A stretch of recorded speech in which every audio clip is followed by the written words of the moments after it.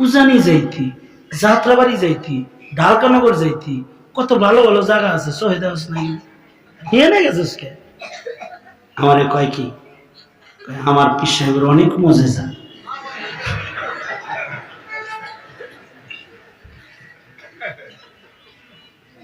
এখন প্রশ্ন হলো, আপনারা যারা তাদেরকে বলছি, প্রশ্ন হলো ওই কথা কেন বলছে জানেন? কয়দিন পরে আপনার ছেলে এটা বলবে। যখন আপনার ছেলেকে আপনি এটা শিখাইবেন না, নবী চিনাইবেন না, মুজিজাও চিনাইবেন না, তখন আপনার ছেলে জাদু দেখাও বলবে জাদুঘরের অনেক মুজিজা, এটা বলবে। কি পরিভাষা চিনাইছিলেন যে মুজিজা কাকে বলে? শিখান তো নাই। নবী কাকে বলে তাও শিখান নাই। কিয়ামত পর্যন্ত আর কেউ নবী হবে না তাও শিক্ষা দেন নাই। এ কারণে কাদিয়ানীকে নবী মনে করেন। 22 দিন রিমান্ডে ছিলাম। শেখ হাসিনা দামাত বার কাতমের মামলা।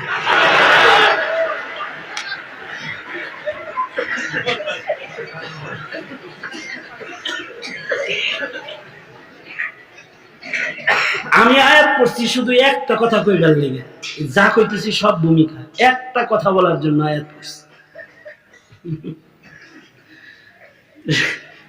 শেখ হাসিনা দামাত বার কাতম আমার নামে মামলা দিছে 10টা। তার ভিতরে একটা মামলা হলো উত্তর গেটে বাইতুল মোকাররমে ককটেল মেরে আইয়ুবী দৌড়ে পালিয়ে গেছে। আমি 90 সাল থেকে কোনো দৌড় দিতে পারি না, পায়ের সমস্যা, রেমেটিক আর্থ্রাইটিস। 1 নাম্বার, আমি ছিলাম ওই দিন বরিশাল ইবাদুল্লাহ মসজিদের মাহফিলে। মামলা হলো ককটেল মেরে পালিয়েছে। আমি খোদার কসম করে মাঝ রাত্রিতে আপনাদেরকে বলছি, আমি এখনো পর্যন্ত ককটেল চর্মচোখে দেখি নাই। আমি না, মৌলবীরা কেউই দেয় না। হ্যাঁ, পত্র পত্রিকায় ককটেল দেখছি, সচক্ষে ককটেল দেখিনি। এই মামলাগুলোতে আবার রিমান্ড হয়েছে 22 দিন। আশ্চর্য বিষয় হলো এর ভিতরে এক পুলিশ অফিসার আমাকে বলে, হুজুর কাদিয়ানী কি আসলে কাফের? কিরকম লাগে তখন? মনটা তো চাইতেছিল তখন যে নাকে একটা ঘুষি দিয়ে নাকের বদনা খোলা এলাইব, কিন্তু কিছু তো বলার কায়দা নাই, কারণ কিছু করলে তো আমারে মারবো গুলি। আমি শেষ বেলায় তাকে খতমে নবুয়ত বুঝালাম, এই কারণে নাকি হুজুর? হয় এই কারণে, নবীর পরে আসলে নবী নাই। এই এই এই এই এই অনেক লম্বা কথা তার সাথে। তখন আমি মনে মনে ভাবলাম, তুই হলো এক পাড়া, আর তোকে পাড়া বানাইছে আরো কিছু পাড়া। তুই বিসিএস ক্যাডার হইলি, দুনিয়ার এত কিছু শিখলি, কাদিয়ানী কাফের কেন এটা তুই জানোস না? মনে মনে কই, এখন যদি ইউসুফ নবীর মতো আমি কিছু হইতাম রে, তোরে একটা দিয়া একেবারে তোরে কাদিয়ান পাঠায় দিতাম। কারণ 17 কোটি মুসলমানের মাটির কোন পুলিশ অফিসার হওয়ার যোগ্যতা তো দূরের কথা, মেথড সুইপার হওয়ার যোগ্যতা তোর নাই।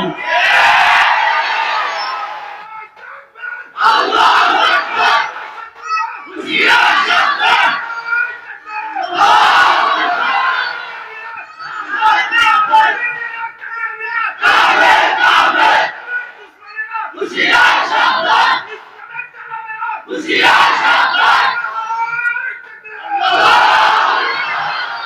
এই ইসকন স্লোগান দিচ্ছে, মারহাবা ওয়াইস মাররা ওয়াইস। ইসকনকে চিনাইতে না না চিনাইলে আপনার ছেলে চিনবে না, খোদার কসম চিনবে না।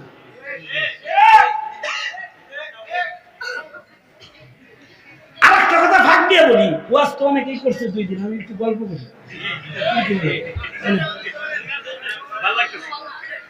আর একটা কথা হইল,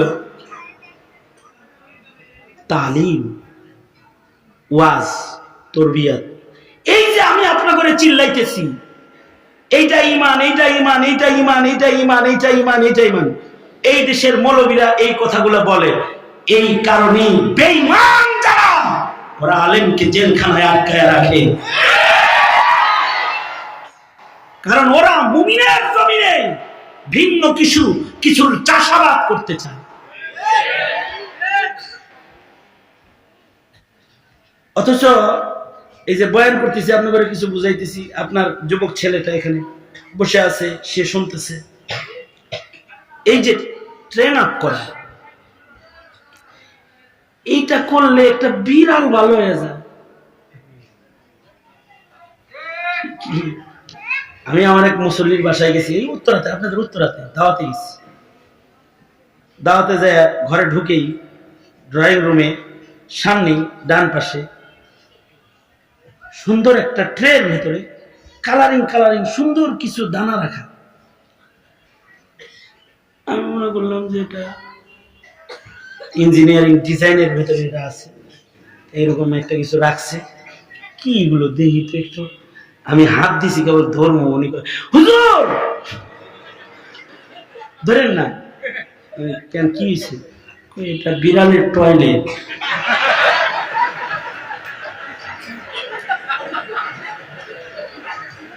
কি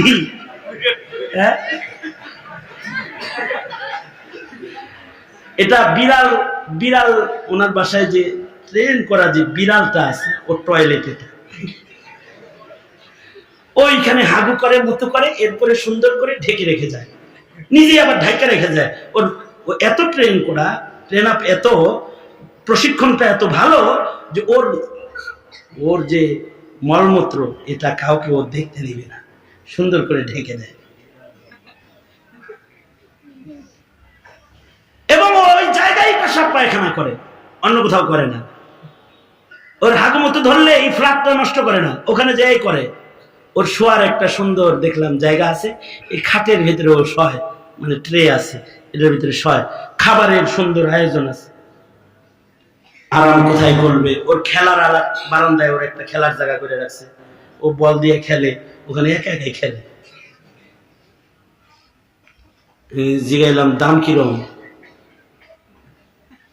লাখ লাখ, লাখের উপরে, দুইটা বিড়াল লাখের উপরে দাম, দুজন সুন্দর খেলে।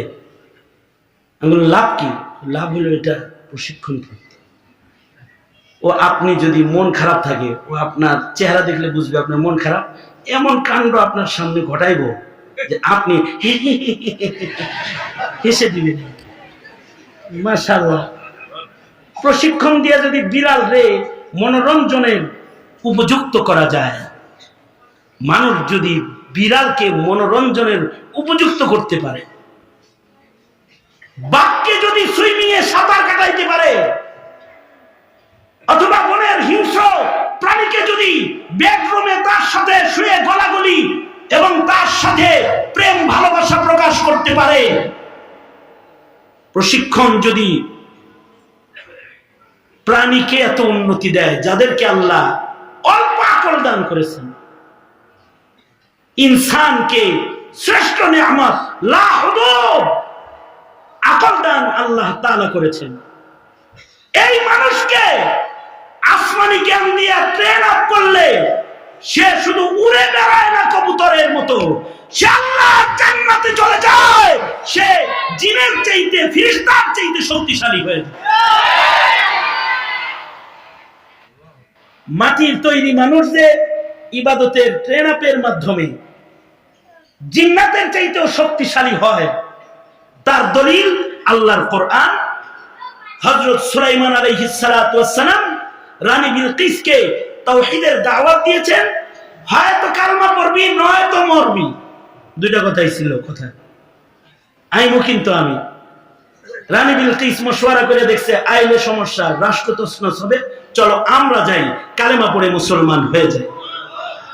বিলকিস যখন সুলাইমান আলাইহিস সালামের দরবারে গেছে, সুলাইমান নবী ইনস জিন যারা ওনার উম্মত আছে, নবীর মুজিজা না, উম্মতের কারামত বেটা, বলতেছেন কি রানী বিলকিসের আজব সিংহাসনটাকে কত অল্প সময়ে কে আমার রাজ্যে আমার পাশে আনতে পারবে। কোরআন বলে সেখানে ইফরিত নামক জিন ছিল, সে কয় বসার থেকে উঠবেন আর বসবেন তো আয়ের না হালে দিন। হযরত সুলাইমান বলে আরো কম সময় কে পারবা। এইখানে ছিল এমন একজন মানুষ যার কাছে ইলমুম মিনাল কিতাব, সে বিজ্ঞানী না, সে আলেমী দ্বীন, তার কাছে ইলমের আমল বিদ্যমান, তার পাওয়ার এত, সে বলল আপনি আপনার চোখের পলক নিবেন এর ভেতরে নিয়ে আসবেন, এবং সে আল্লাহর ফজলে চোখের পলকে বিলকিসের সিংহাসনকে সুলাইমান নবীর পাশে হাজির করে দিল। জোরে আওয়াজ করে বলুন আল্লাহু আকবার। এইটা কোনো মানুষের বদনী শক্তি নয়, এটা একটা মানুষের সাধনা ও ইবাদতের শক্তি। আর এই মানুষটা যদি নবী হয় তাহলে তো কোনো কথাই নাই, আরশে আজিম। যেমন আমাদের নবীজি গেছেন কোথায়? চায় রয়েছেন কে নিয়ে, কই গেছেন? মুহাদ্দিসে দেহলভী কেউ জিনদের রাজ্যে লয়ে গেছে, এটা ওনার ইলমি আমলি কামাল। হযরত থানবী বলেন ওনার ইলমের কারণে আল্লাহ ওনাকে সম্মান দিবেন, তাই জিনদের রাজ্যে নিয়েছেন। হাকিম জিন যিনি, তিনি বলে ওলিউল্লাহ মুহাদ্দিসে দেহলভী আপনিও মুসলমান, আমরাও মুসলমান, আপনি আখিরি নবীর উম্মত, আমরাও আখিরি নবীর উম্মত, আপনিও ইসলাম মানেন, আমরাও ইসলাম মানি, মুসলমান। আপনার জন্য যেমন শরীয়ত আছে আমাদের জন্য শরীয়ত সমান সমান, আমরা মুসলমান। আপনি যে একজন জিনকে বাড়ি দিয়ে মানলেন, হাসরের ময়দানে আল্লাহ যদি আপনাকে আসামি করে দাঁড় করাবে তখন আপনি কি বলবেন? যদি বলে জিন মাল্লা কেন, এর চেয়ে কি এটা ভালো নয় দুনিয়ার অপরাধের বিচারটা দুনিয়ায় হয়ে যাক। মুহাদ্দিসে দেহলভী উঁচু পায়ের বুজুর্গ ছিলেন, তিনি বললেন ময়দানে মাহশারে বেইজ্জত হতে চাই না, দুনিয়ার বিচার দুনিয়ায় হয়ে যাক। এর কারণ হলো মুহাদ্দিসে দেহলভী শুনেন, একটা ভালো জিনকে আপনি মেরেছেন।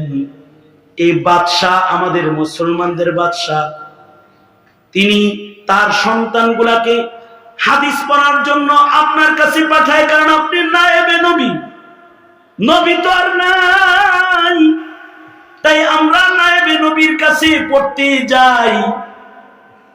ওনার সন্তানটা আপনার কাছে পড়তে পাঠাইছে, দুষ্টামি করে একটু সাপের আকৃতি ধরেছে, আর আপনি কিনা তাকে বাড়ি দিয়া মারলেন। কিসাস কায়েম হলে বাদশার দিল শান্ত হয়ে যাবে, আপনিও নাজাত পেয়ে যাবেন। মুহাদ্দিসে দেহলভীকে যখন এভাবে লেকচার দিতেছি বিচারপতি, ঠিক ওই সময় জিনদের ইজলাসের ভেতর থেকে একজন বয়োবৃদ্ধ জিন দাঁড়িয়ে বলে সামিয়তু আনিন নবী সাল্লাল্লাহু আলাইহি ওয়াসাল্লাম, আয় বিচারপতি সাবধানে বিচার করো, আমি নবীর সাহাবী, নবীর কাছ থেকে নিজের কানে জিনদের আহকাম শুনেছি। আল্লাহর রাসূল বলেছেন কোন জিন যদি নিজের ইচ্ছায় আকৃতি ধারণ করার কারণে না চিনে তাকে কেউ যদি হত্যা করে তাহলে এটা হত্যা হবে না, এটা দুর্ঘটনা হবে। একটা দুর্ঘটনার কারণে ওলির ছেলেকে ফাঁসির আসামি বানানো মোটেই বৈধ নয়। সোনার পালকিতে চড়ায়া জমানার বড় আলেম মুহাদ্দিসকে তার বাড়ি ফিরা দাও। আলেমের বেইজ্জত হইলে খোদার গজব কিন্তু তোমাদের মহল তছনছ করবে। সাথে সাথে বাদশা নির্দেশ দিল মুহাদ্দিসে দেহলভীকে সোনার পালকিতে চড়ায়া তাকে বাড়ি ফিরা দিয়ে আসো, কারণ নায়েবে নবীর সাথে বেআদবি মানে নবীর সাথে বেআদবি। দুঃখজনক অদৃশ্যের জিনেও এটা বুঝলো, কিন্তু হাসিনা আর তার দোসররা এটা বুঝলো না। ইজতেমার মাঠে, পাক পবিত্র জমিন, যেখানে লাখো মানুষ একসাথে ঘুমায়, নিজের অজান্তেও ঘুমন্ত মানুষের পায়ে পাড়া দেয় না, এই ইজতেমার মাঠে আলেমের গায়ে, মুবাল্লিগদের গায়ে রক্ত ঝরালো, পিটিয়ে মানুষ শহীদ করলো। এই আওয়ামী লীগ ইমানের কথা বলার কারণে শাপলা চত্বরের মাসুম তালবে ইলমদেরকে গুলি করে হত্যা করলো, লাশ গুম করলো। রাজপথে সত্যের স্লোগান নিয়ে দাঁড়িয়ে থাকা আবাবিল ছাত্র জনতাকে গুলি করে হত্যা করলো। তাদের বুঝি বিচার নাই? তাদের বিচার হবে, তাদের বিচার আল্লাহ করবে। শুধু আল্লাহ করবে তা নয়, বুবু হাসিনা বারবার খালি বলো আইতাছি আইতাছি, আয়া পড়ো, বিচার করব আমরা তোমার। আয়শা ভারতের দালালেরা, ফেসিবাদের দালালেরা, ইসলামের শত্রুরা, ইসলামের শত্রুরা,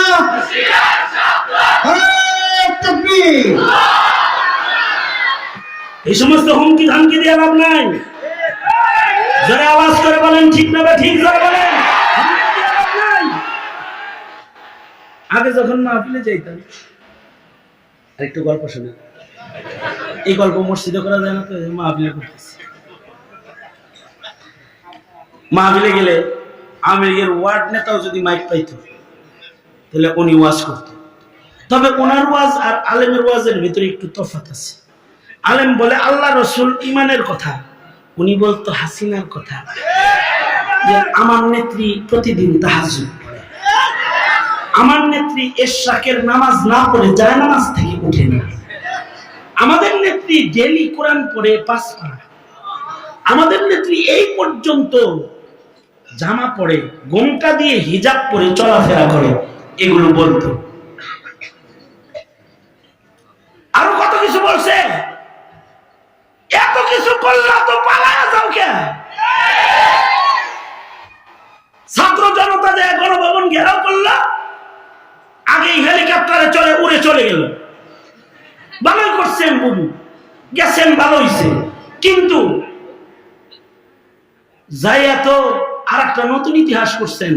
আপনার মতে এইভাবে কোন মানুষ পালায়া, কোন নেতা পালায়া গেছে ইতিহাসের পাতায় তালাশ করে পাওয়া যায়? নতুন একটা ইতিহাস লিখছেন। তবে সাহস করে যদি বসে থাকতেন, তাহলে আমাদের মনে হয় ছাত্র জনতার উপরে বুলেট মারছেন আর তা করে কইছেন রাজাকার, এ করে কি মোল্লা পাইছেন আপনি? মৌলবীরে 72 সাল থেকে রাজাকার কোন কিচ্ছু পায় না, এই ছাত্র করে কইছেন রাজাকার। খালি যদি বইয়া থাকতেন আপনি রাজাকার বইলা ওখানে, তাইলে গণভবনের চতুর্দিকের দেয়ালের ইট দেখে বোঝা যায় ওরা যেমন ইট খুলেছে, আপা আপনারে পাইলে আপনার গায়ের চামড়া তুলে ফেলতো, ওরা চামড়া খুলে ফেলতো। ভাগ্য ভালো উইরা গেছেন না।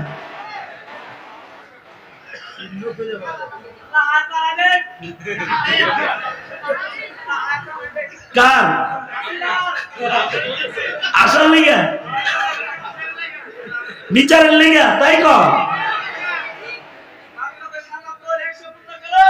শোনেন। তাহলে এই যে আমার কথা প্রায় লাস্ট প্রান্তে আসছে। জিনকেও ইবাদতের জন্য আল্লাহ বানাইছেন। যদি জিন ভালো হয়, সে সাহাবী হয়, তাবেঈ হয়, তাবেঈ হয়, হাফেজ হয়, ইলম শিখা আলেম হয়, ইবাদত কইরা সলিহিন হয়। আর যদি খারাপ হয়, সেটা ইবলিস শয়তান হয়। ঠিক সেম মানুষ নামে জন্মাইলেই শ্রেষ্ঠ মানুষ হয় না। যদি লিয়াবুদুন ইবাদত করে, তাহলে সে জিনের চাইতে দামি হয়, জিনের চাইতে শক্তিশালী হয়, ফেরেশতার চাইতে দামি হয়। আর যদি ইবাদত না করে ধান্দাবাজ মুসলমান হয়, এটা শয়তানের বন্ধু হয়। কখনো কখনো খালাতো ভাই, মামাতো ভাই হয়, আর কখনো কখনো এই শয়তানটা ইবলিসের চেয়ে বড় শয়তান হয়, কারণ ইবলিস খোদা দাবি করে নাই, মানুষ খোদা দাবি করেছে। ইবলিস নবী দাবি করে নাই, কাদিয়ানী নবী দাবি করেছে। ইবলিস ইমাম মাহদী দাবি করে নাই, কাদিয়ানী ইমাম মাহদী দাবিদার হয়েছে। ঠিক না? ঠিক করে বলেন, এটা ইবলিসের চেয়ে বড় শয়তান হয়। এই কারণে জাতি, আপনারা যদি চান আপনার সন্তানটা ইনসান হোক, হয়তো কোরআন দিয়া ইনসান বানাইবেন, তাছাড়া তাবলীগ দিয়ে ইবাদত করাইয়া তাকে মানুষ বানাইবেন। রাস্তা দুইটা। আর রহমান আল্লামাল কুরআন খালাকাল ইনসান, হয়তো কোরআন দিয়ে তাকে মানুষ বানাইবেন, তাহলে সে হবে খায়রুকুম মান তাআল্লামাল কুরআন ওয়া আল্লামা, সে হবে শ্রেষ্ঠ মানুষ। আর যদি কমাস কম রবের দয়া মায়া পাওয়ার উপযুক্ত একটা মানুষ বানাইতে চান, তাহলে তবলিগে মুফতি সাহেব বানায় না, তবলিগে মাওলানা সাহেব বানায় না, কিন্তু একজন মুমিন সন্তানকে ইবাদতের উপযুক্ত মুমিন বানায়, তাহাজ্জুদ পড়ার মুমিন বানায়, আওয়াবিন চাষ করার মুমিন বানায়, ইবাদত করার মুমিন বানায়। কারণ মানুষ যখন ইবাদত করা শিখে, মানুষটা আল্লাহর বন্ধু হওয়ার উপযুক্ত হয়ে যায়। সুতরাং কোরআনওয়ালা মাদ্রাসা হিফাজত করে জাতির শ্রেষ্ঠ মানুষ বানানোর ধারাবাহিকতাও দরকার। আর মানুষকে মানুষ বানাইতে, ইবাদত শিখাইতে তবলিগও দরকার। যারা মনে করে তবলিগ হইলেই চলবে, মোল্লার নামে মামলা দেই, তাদের বুঝো সহি না। আর যারা মনে করে মাদ্রাসা হইলেই চলবে, তবলিগ লাগবে না, তাদের বুঝো সহি না। উভয়টাই লাগবে। ইনসান হতে হলে উভয়টাই লাগবে। যদি বুঝে থাকেন তাহলে বলুন আলেমদের সাথে আছেন তো ইনশাআল্লাহ। তাহলে আমি বলবো আলেম ওলামা যেখানে, আপনারা বলবেন আমরা আছি সেখানে। আলেম ওলামা যেখানে, আলেম নাই যেখানে, যেই তো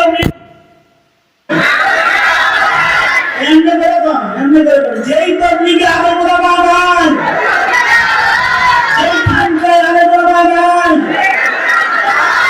যেই রাজনীতিতে আগের সমর্থন নাই, ইনশাআল্লাহ আর সন্তানদেরকে ইবাদত শিখাইতে তাবলীগের এই কাজকে ওলামায়ে কেরামের নেতৃত্বে আরো ব্যাপক করার আহ্বান জানিয়ে আগামী ইজতেমাকে সফল করার দাওয়াত দেই। এই আছেন তো ইনশাআল্লাহ। যে কোনো সময় আমি ওলামা তাবলীগের বলে যে আহ্বান করবে, আপনারা সাথে আছেন তো ইনশাআল্লাহ। আল্লাহ কবুল করুন, জোরে আওয়াজ করে বলেন আমিন। শেষ কথা, দোয়া তো করুন।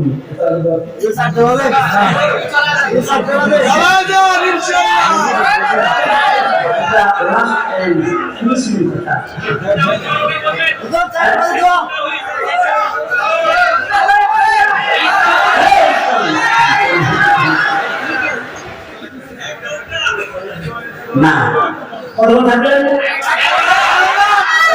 কিছু হইল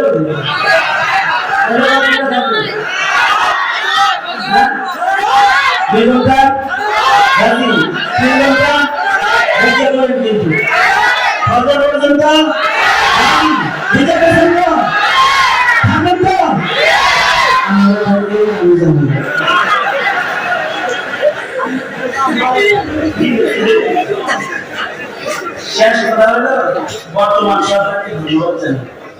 এই সব দলের নেতাদেরকে একত্রিত করে ভারতকে বুঝান করতে হয়েছে।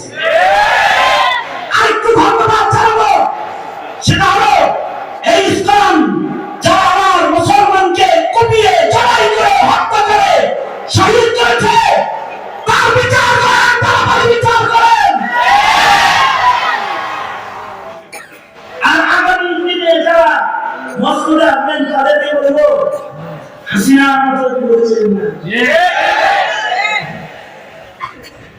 অথবা আমেরিকার মতো মনে করেন না, মনে করে আমেরিকা নাই ভালো খাওয়া তো শিখে গেছে, সাতটার দিকে চলে গেছে নাই, আমি এরকম ভাই না। সামনে আবার আপনারা যারা আইতেছেন আপনারা তো দিকে যাওয়ার ভাব করেন না। আর যারা আমি করতে তারা এত বুঝুন ওনার সঙ্গে ঢুকা করে চলে এবং আপনি ইজ্জত নিয়ে চলে ঘরের বাইরে যান। অথচ আল্লাহ হুজুরদের বাইরে যাওয়ার অনুমতি দিছে, এরা যায় না কারণ আকামে তো করছে, বাইরে গেলে থুথু মেরে বন্ধুর সাথে বানিয়ে দিব সামনে যারা আসবেন তারা এমন কিছু করবেন না একজনকে দিল যেতে হলো আপনাদেরকে যেন ওয়াশিংটন চলে যেতে না হয়, এটা হুঁশিয়ারি জানেন। ইনশাআল্লাহ